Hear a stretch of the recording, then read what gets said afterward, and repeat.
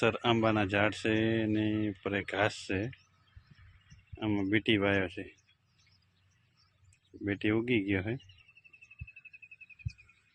મોટો મોટો બીટી થઈ ગયો है।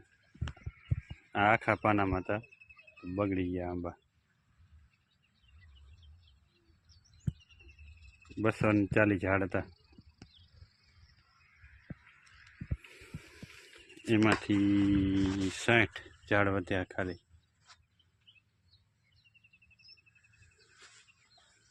બીટી આજ ચૂપી।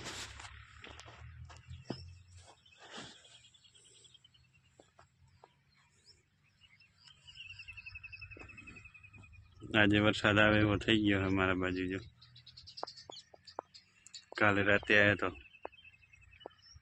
આ બાજુ નથી, સૌરાષ્ટ્ર બાજુ ઓછો લાગે છે વાદળામાં, સામે થશે ભલે, અમારા કને મતલબ નથી ને। આ બાજુ છે ખડીર વિસ્તારમાં, આ બાજુ કચ્છમાંથી હમણાં મેસેજ આવ્યો તો વરસાદ છે અત્યારે।